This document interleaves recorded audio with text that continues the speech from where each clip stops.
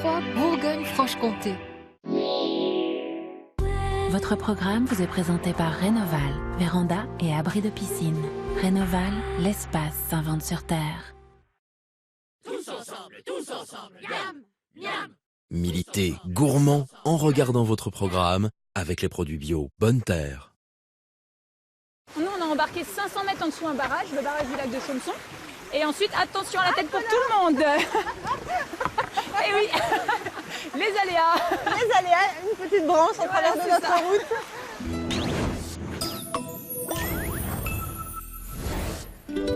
Le Morvan, vous connaissez bien sûr, hein, je n'ai aucun doute, des forêts immenses, des lacs à perte de vue, regardez comme c'est beau. Dans cette émission, je vous propose d'aller à la rencontre de Noémie, avec elle nous ferons du rafting. Encore en avant. Stop, droite avant. Et puis ce sera au tour de Salah. Salah, c'est un petit peu le motard des lacs, avec lui on va faire du jet ski. Nicolas va nous initier à la pêche aux écrevisses. Et puis Laura, l'enfant du pays, nous contera l'histoire de ces lacs merveilleux. Allez, de l'eau dans le Morvan, c'est ici, c'est maintenant, c'est là. Et c'est pour vous.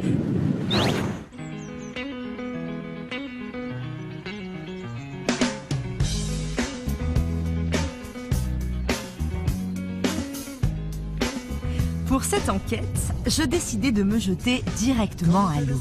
Direction la Nièvre. Le Morvan fourmille de rivières. Plus de 2000 km de cours d'eau. Noémie, une monitrice de rafting, m'avait donné rendez-vous pour découvrir l'une d'elles, le Chalot. Bon alors évidemment, en temps normal, je sors pas de la forêt en combinaison. Non, là c'est pour faire l'activité rafting. Pour ça, je rejoins Noémie et le groupe. Et écoutez attentivement les consignes de sécurité. Bonjour Noémie, bonjour. Eh ben, t'arrives au bon moment. Je te passe un gilet. Parfait, merci beaucoup. Donc gilet de sécurité. C'est ça. C'est obligatoire quand on fait du rafting? Obligatoire en rivière. Attention, ça glisse en descendant. Si on se met déjà les fesses dans l'eau. Alors fais du bien un petit peu. On met trop de descente. Allez, en avant. Super, ça. Stop, droite avant. Gauche arrière, droite avant, une petite toupie. Encore. Super. 360, c'était la toupie. Voilà, c'est exactement ça. Il y a 10 ans, Noémie était encore incapable de situer le Morvan sur une carte. Sportive accomplie, elle a découvert la région par hasard et ne s'en remet toujours pas. Nous, on est tranquille. Ah ben c'est pas mal ça. Bon, elle est belle cette rivière. Super belle. On a des petites lumières par moment, différents tons de Avec vert. le soleil. Ouais. En fait, la rivière elle est très atypique. Parce qu'elle est assez étroite, on navigue en pleine forêt. J'ai jamais navigué une rivière en France où on n'a pas la route au bord, où il y a un chemin de fer au bord, etc. Là, vraiment la particularité de cette rivière, c'est qu'on est loin de tout. Comme je dis toujours, j'ai un beau bureau de travail. Ah ouais, c'est clair, magnifique. Attention à la tête pour tout le monde. Et oui, les aléas. Les aléas, une petite branche en travers de notre route. Pourquoi tu as décidé de la pratiquer cette rivière en rafting et pas par d'autres biais? L'avantage du rafting, c'est qu'on peut emmener des jeunes. Maëlle, t'as quel âge? 9 ans. 9 ans. À 9 ans, il peut faire du rafting. Alors que les petits bateaux sur cette rivière, elle est relativement technique. C'est l'avantage du kayak, rafting. c'est ça que t'entends? C'est ça, hydrospeed aussi, ouais. Ouais, d'accord. C'est beaucoup plus dur, surtout les rapides qu'on a fait au-dessus et qu'on va arriver. Il va falloir pagayer bientôt plus fort en arrière. Allez, encore. Stop. Et c'est parti. Et ça. Super. En avant. Allez, en avant. Stop. Bravo la team. On s'est sorti de là. Oui, mais on s'en est sorti fièrement quand même. Ce jour-là, la famille Poinceau, originaire de Troyes, descendait elle aussi la rivière. Des vacances au vert, loin du tourisme de masse. Stop. Qu'est-ce qui te plaît toi dans le Morvan, à part les rivières pour le kayak? Il y a tout à faire en fait, il y a la nature, il y a le vélo, les balades, il y a plein de choses à découvrir quoi. Et un peu la nourriture. Dit-il coupable. Mais c'est pas la peine d'être coupable. Moi aussi j'adore ce petit jambon persillé là. Attention, ça va bouger. Ah d'accord. Au cours de la descente, Noémie rappelait aux vacanciers que les rivières du Morvan ne sont pas aussi paisibles qu'elles veulent bien le paraître. Et l'idée, c'est de montrer que ça peut être dangereux et que dans une situation de danger, où on se retrouve submergé dans l'eau, eh ben, en fait, voilà, qu'est-ce que ça peut faire et comment on peut se sentir. Donc là, le petit Maël, il est allé courageusement, il regarde. Ils appellent ça les saureuses ou la lessiveuse, vous voyez, comme la machine à laver, quoi. Un peu, ouais.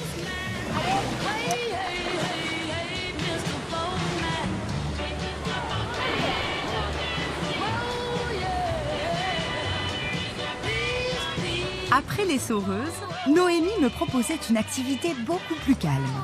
À quelques kilomètres de là, je découvrais alors le lac de Saint-Aignan, l'un des 6 lacs du Morvan.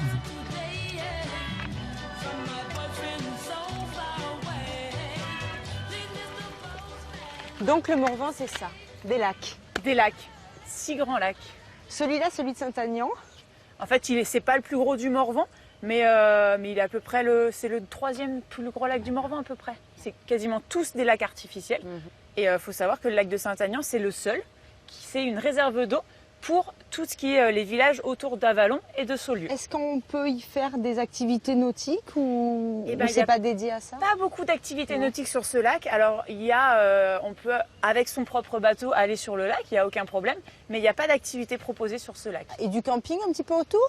Du camping pas mal sauvage. Ouais. Après, du moment qu'on respecte le lieu, c'est relativement toléré. Oh, c'est chouette. Du coup, il y a pas mal de personnes qui se posent sur les bords et pour camper. Avec plein de petites plages. Exactement. Où en fait, on peut faire tout le tour du lac à pied ou en vélo pour permettre d'admirer tout ce petit beau lac. Et on poursuit la balade? Et ben c'est parti. Allez.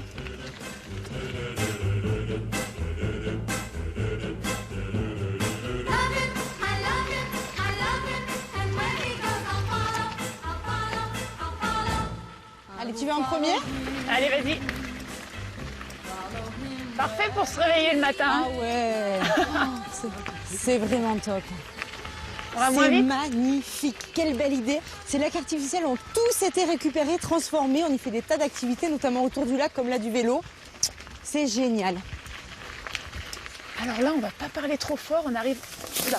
Oh là, attention. On arrive où il y a des pêcheurs à la carte. On parle pas trop fort. On vous croise sur notre chemin et on se dit super, voilà, est-ce que ça mord? C'est la première fois qu'on vient pêcher. Ah ben génial, vous espérez pêcher quoi justement là? Perche, sande, brochet. Ah ouais. Ah oui, je vois les petits hameçons. Il y a quoi au bout de vos hameçons? Des gardons. Ah, les petits gardons, d'accord. Voilà. Ok, vous êtes habitué à venir pêcher ici? Non, pas du tout, je vous dis, c'est la première fois. On a trouvé ce coin-là, on a trouvé ça superbe, on est tiens, on vient là, on est venu en se promenant. Voilà. Vous avez pris le pique-nique? Ouais. Même le lit? Ah ouais, pour faire la sieste. Faut se reposer en attendant que les poissons mordent. Ben oui, on fait quoi pendant ce temps? Bonne journée. Merci, bonne journée. Tant que ça morde. Si ça veut. C'est beau comme tout. C'est classe de rouler comme ça. Hein. Ouais. Depuis la nuit des temps, le Morvan est réputé pour ses forêts. Au XIXe siècle, les 3/4 des besoins de Paris en bois venaient de la région. C'est à cette époque que l'on a créé ces lacs artificiels pour transporter le bois jusqu'à la capitale. Pour m'en parler, j'ai alors contacté Laura, une enfant du pays, passionnée par les histoires d'eau.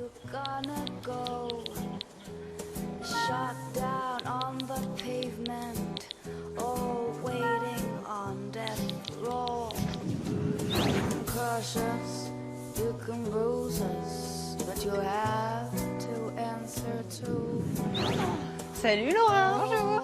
Merci de m'accueillir. Avec grand plaisir. Sur ce magnifique site. C'est splendide. En plus d'être beau, je crois savoir que ce lieu a une histoire assez incroyable. Exactement. Le barrage précisément. Oui. Alors Ouais. ce barrage, il a été construit, il a été terminé sa construction en 1858. Et donc son rôle, c'était de réguler la cure pour le flottage du bois. Très bien. Le flottage du bois, il servait à chauffer les Parisiens Ouais. parce qu'ils n'avaient pas les ressources pour. Alors que nous, dans le Morvan, avec toutes nos forêts, sûr. on avait ce qu'il faut. Évidemment, depuis toujours. Exactement. On lâchait les bûches dans l'eau et le barrage, en faisant des lâchers d'eau, il augmentait le débit de la rivière pour amener les bûches plus rapidement et plus facilement. Augmenter la puissance de l'eau. C'est ça, exactement. Et cette activité, elle a duré longtemps? Elle a duré plus de 300 ans Wow. et elle s'est arrêtée aux alentours de 1930. Donc le barrage finalement il a été obsolète très vite. Son utilisation a duré à peu près 30 ans. Ça passait par là? Oui, c'était à l'aval du barrage qu'on mettait les bûches dans l'eau. Ça c'est la cure? C'est ça. Avec ce procédé, le bois mettait 15 jours pour atteindre la capitale. Imaginez, c'est plus de 200 000 sapins qui voyageaient ainsi chaque année. Le flottage du bois fut la principale activité économique du Morvan jusqu'au 19e siècle. Alors si je comprends bien, à la fin de l'activité de flottage de bois, ce site s'est payé une autre vie. Exactement. Il a totalement changé de rôle. Il s'est reconverti en agent touristique du Morvan. Ah, c'est un agent touristique du Morvan. Exactement.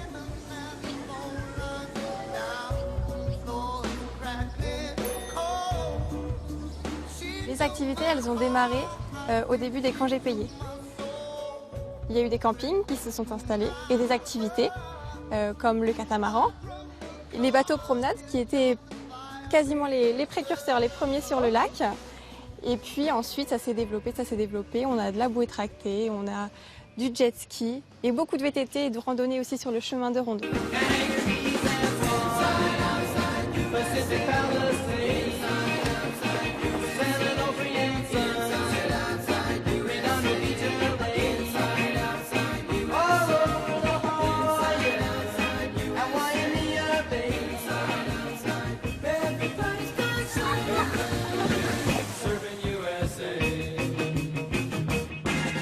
Aujourd'hui, le lac des Sétons attire chaque année plus de 25 000 visiteurs. Des touristes qui viennent principalement de Paris, mais aussi d'Europe du Nord.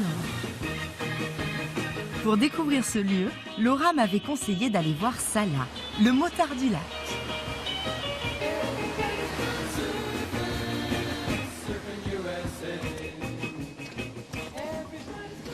Et salut! Salut Gaël. Comment vas-tu? Tu veux faire du jet? Bien sûr, je suis venue pour ça. Il y a du soleil, Allez. on y va, les jets sont prêts, va te changer par Eh ben, là-bas. j'y vais. Go. Je te rejoins. Allez, quand je te dirai de démarrer, tu pourras démarrer.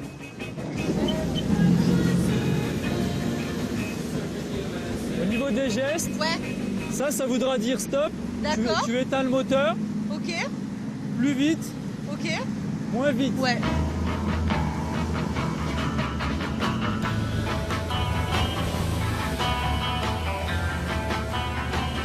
T'arrives à ressentir un peu quand tu tournes et tout. Ouais, c'est cool.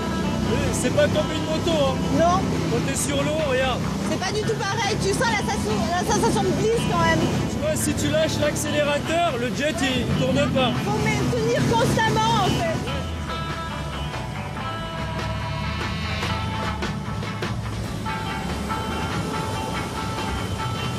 T'as peur d'accélérer ou quoi? Vas-y, accélère. Très rapidement, je prenais mes marques. En quelques minutes, nous avions traversé le lac. J'étais surprise de voir qu'un jet ski pouvait facilement atteindre 70 km/h.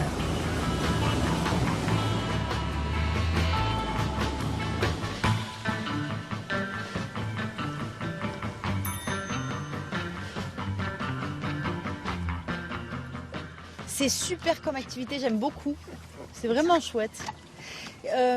C'était pas évident de se dire on va mettre des jet skis là sur ce lac. C'est quoi l'histoire? L'histoire, c'est parti d'une idée entre potes en fait. Hein. Donc on avait déjà un jet ski à nous. On est venu en faire ici un week-end et puis l'idée est partie de là en fait. Hein. Et il manquait un peu de ces activités un peu fun, on va dire. Vous avez été bien accueillis parce que j'imagine aux pêcheurs, quand ils entendent tout ce bruit-là, ils ne doivent pas être super contents. Il y en a pour tout le monde. Hein. Sur ce lac, vous avez des pêcheurs, des plaisanciers, des professionnels du nautisme comme nous. Il y a de la place pour tout le monde. Vous avez la zone ici relativement grande où les jet skis ne viennent pas forcément parce que c'est une zone pour les pêcheurs. Nous, on a une zone à nous sur la zone de vitesse. Tout le monde cohabite en fait. Tout le monde cohabite. Donc il y en a vraiment pour tout le monde. Ouais. Qu'est-ce qui t'a donné envie justement de venir te lancer sur le lac des Sétons? Sincèrement, je suis tombé amoureux de ce lac parce que là, justement, regardez autour de nous. On n'a pas l'impression d'être en France en fait. J'adore cet endroit. Surtout au coucher du soleil, quand vous êtes sur l'eau, vous avez l'impression d'être au Canada. On allie travail et plaisir finalement.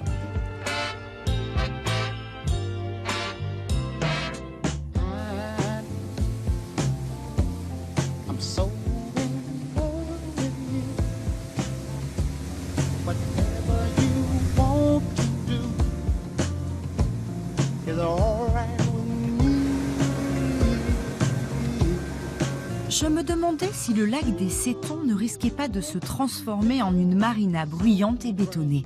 Comment allier développement du tourisme et protection de la nature? Pour répondre à cette question, j'avais rendez-vous avec Nicolas, un animateur qui initie les touristes à la pêche aux écrevisses. Avec lui, j'allais découvrir les secrets de cet animal étonnant, une véritable star dans le Morvan.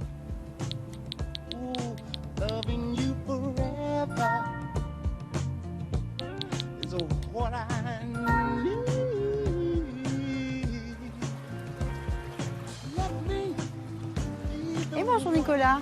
Bonjour Gaëlle. Tu m'attends? Ah voilà. Ben voilà, Prêt à t'es y équipé. aller. Je peux t'aider? Bien sûr, alors attends, je Allez. vais te donner une petite fourche. Tu Une prends les petite deux. fourche. Bah oui, Ok, je vais bah moi, prendre je les deux. m'occupe Voilà. des balances. Toi tu prends les balances. Et donc les paniers? Alors panier ou balance? Alors c'est plutôt le terme générique, c'est plutôt balance en général. Alors là, on est dans la vallée de la Cure. Oui, vallée de la Cure. Superbe. Ah, tu nous as mis de gros appâts. Pas forcément très gros. Moi clairement, je m'embête pas trop. Je mets du maquereau. Voilà, c'est un poisson qui est assez gras, assez odorant. Et le courant va prendre l'odeur et la répartir justement dans la rivière. Donc ce qui va les faire sortir des caches pour les faire monter sur le piège. On est dans la bonne saison? Alors c'est vraiment pareil, ça faut bien considérer ça, c'est juillet, août, septembre. Le mois de juin s'il était très très chaud, mais il faut vraiment de l'eau chaude. Sinon elles ne sont pas actives du tout. Okay. Donc c'est vraiment une pêche qu'on consacre à l'été. pas mal là. On est bien. Pas mal. A priori. Alors, Alors. tu vas voir, c'est assez simple, donc on va prendre la petite fourche. Ouais. Tiens, t'en as une, j'imagine que la plus sophistiquée est la tienne? Pas forcément. Alors ça c'est du bambou, si tu veux le système qui est devant, c'est rien de très sophistiqué hein, finalement, c'est pour mettre les cannes à pêche. Donc ce qui compte vraiment, c'est pour ça qu'on appelle ça une fourche, hein, c'est d'avoir ce petit système là dans lequel tu vas glisser ton fil pour déposer ta balance. On prend donc sa balance, on passe donc le fil à l'intérieur du petit système et après au bout du compte tu vas chercher un endroit qui est assez plat, donc vers toi là il y a le petit endroit un petit peu sableux. Oui, c'est pas mal ça. Il faut essayer de la poser le plus plat. Voilà, c'est pas trop mal. Victimes de la peste de l'écrevisse et de la surpêche, les écrevisses locales ont aujourd'hui quasiment disparu. Une autre espèce les a remplacées, l'écrevisse américaine. C'est donc un crustacé venu d'outre-Atlantique qui m'observait dans la rivière. Et donc il faut regarder, et au moment où elle vient chercher la part? Alors il faut se méfier de ça parce que dans des conditions un petit peu lumineuses comme aujourd'hui, elles peuvent nous voir. Et tu viens voir de temps en temps d'assez loin dans un premier temps et tu verras quand elles se nourrissent, souvent elles vont plus faire attention à toi. Mais le temps qu'elles arrivent, il faut se méfier un tout petit peu. Donc il faut se cacher? Il vaut mieux pas aller se faire cacher. d'ombre? Voilà, éviter ça dans un premier temps. La pêche est avant tout une affaire de patience. Tapis dans l'ombre, l'écrevisse nous observait.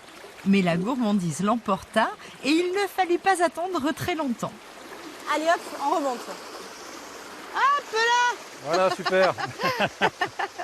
Ah, dis donc, elles sont nombreuses. Très bien, un bon début. Elles sont grosses, dis donc. Alors on commence à avoir des tailles plutôt sympathiques ici. Bah hein, tu vois, oui, donc hein. là, alors est-ce que tu veux apprendre à les tenir? Ben pourquoi pas? J'allais y aller toute seule, mais si tu m'apprends, Bah, je ne refuse pas. Ce que tu allais faire est très bien. Hein. Finalement, tu viens par derrière comme ça et tu la tiens ici. Donc au bout du compte, si tu veux, ces écrevisses vont essayer d'aller te chercher derrière, mais tu les bloques avec tes doigts. Donc je vais la reposer là. Hop. Ah oui, elle essaie tout à fait de m'avoir derrière. Tout à fait. Alors généralement, faut pas. Voilà, là très bien. Donc si tu crains, tu la mets là tout de suite. Bon, la pauvre. Hop. Ouais. Alors est-ce que tu as senti qu'elle était un petit peu molle? Oui, elle a la carapace toute molle. Voilà, alors ça c'est une des choses qui se passe un petit peu en ce moment, c'est que c'est des écrevisses, elles muent. Ok. Si tu veux, leur carapace, c'est du calcium qui va durcir avec le temps et au bout d'un moment, notre écrevisse, elle doit grossir. Elle la quitte Voilà, elle la pour quitte pouvoir complètement. continuer sa croissance. Et au bout du compte, notre écrevisse, elle va être pendant ces moments-là très fragile parce qu'elle est molle justement. Donc là, elle peut se faire attaquer par des prédateurs qui peuvent être des poissons. Quand elle est grosse comme ça, bon, il n'y a plus beaucoup de prédateurs pour l'attaquer. Hein. Mais il y a toujours des hommes. Il y a toujours les hommes, par contre, évidemment.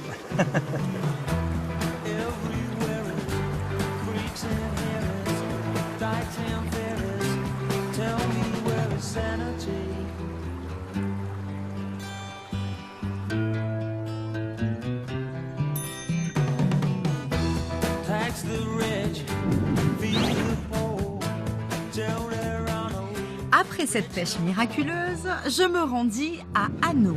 L'écrevisse est l'une des spécialités culinaires du Morvan. Pour m'en parler, j'avais rendez-vous avec René et son bel accent morvandio.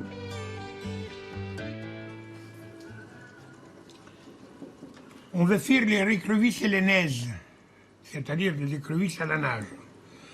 On veut faire les cours bouillon, c'est-à-dire qu'on va mettre le vin blanc dans la marmite, n'est-ce pas? Il ne faut pas avoir peur, mettre ce qu'il faut. Voilà. On va même en rajouter encore un petit peu. Voilà. Les oignons, les carottes, quelques ail, un peu d'échalote, du poivre en grain, pas oublier le poivre en grain, et de l'eau. Voilà. Et pour qu'elles soient meilleures, il faut les manger soi-même. Hein? Allez. C'est bien. On met les écrevisses dedans. On fait bouillir 3 minutes. Ça suffit. Bon, alors, on va regarder si c'est cuit. On décoquille et on voit. Et là, la queue doit s'arracher. Et voilà, une belle petite queue d'écrevisse là. Après l'effort, le réconfort. On va essayer de les régaler un petit peu, quoi. Hein? Vous allez me goûter ça. Ben voilà. Ces écrevisses à la nage, là. Hein? Voilà. Et toi, serre-toi, Louis, maison, mangez-les, mangez. Mange les homards, Voilà. Belle petite bête. Ouais, on va l'appeler comment? Ça fait partie de l'intégralité du repas, ça. Sans bavoir, c'est pas du tout la même chose. Hein. Pas loin, et c'est vrai que c'est bon, quoi.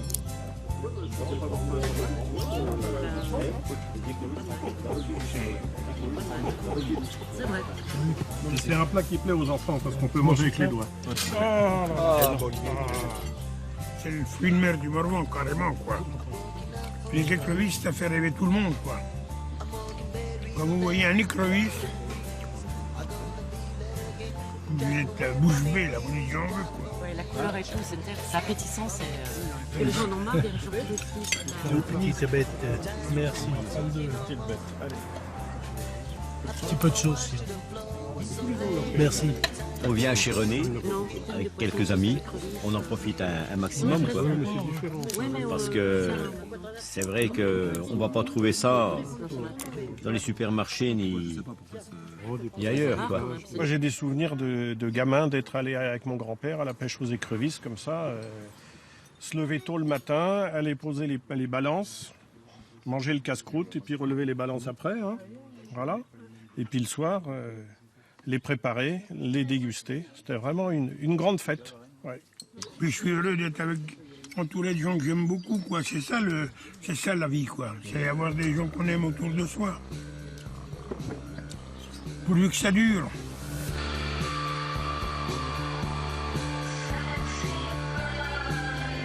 Et moi aussi, dans le Morvan, j'avais envie que ça dure.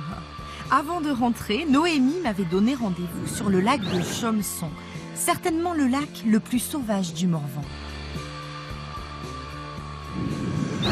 Je commençais à penser qu'elle m'avait oublié lorsque soudain, je vis apparaître Noémie et ses amis sur un paddle. Et salut! Salut! Ben dis donc! Hop! Et Nico? Excellent! Oh, allô! Ah ben voilà!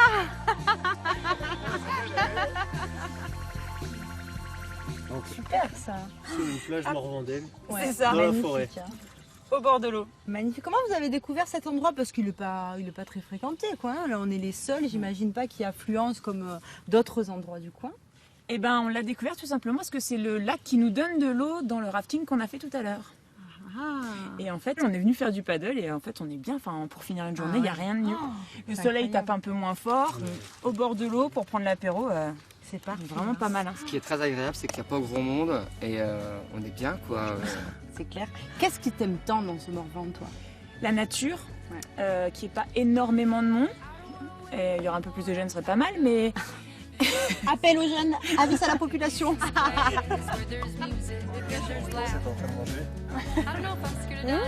Et toi Aurélien, qu'est-ce qui te plaît ici? Et ben, c'est les lacs, la rivière, la forêt. C'est ça qui me plaît, les sports de pleine nature. C'est une certaine sérénité quoi, de vivre ici. Moi je me sens bien. Quoi. Pas envie de partir. Tout simplement. Ouais. Moi en fait, je suis d'ici quoi, depuis toujours. Et moi j'ai essayé de partir et je suis revenue. Merci de toutes ces découvertes. Et ben, la vôtre. Allez. Ah, ce beau Morvan. Et l'amitié alors, hein. Chin.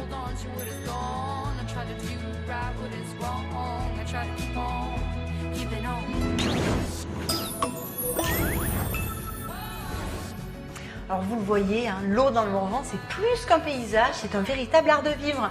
Oui, prenez le temps de découvrir cette région parce que je suis convaincue que comme moi, eh bien, vous en deviendrez fan. Allez, c'est terminé pour aujourd'hui. Je vous remercie encore du fond du cœur d'être si nombreux à nous suivre. Je vous donne rendez-vous la semaine prochaine. Bye. Votre programme vous a été présenté par Rénoval, véranda et abri de piscine. Rénoval, l'espace s'invente sur Terre. Tous ensemble, miam, miam. Tous ensemble. C'était votre programme avec les produits bio Bonne Terre. La semaine prochaine, dans C'est là, soyez créatifs avec Gaëlle pour une émission spéciale Do It Yourself.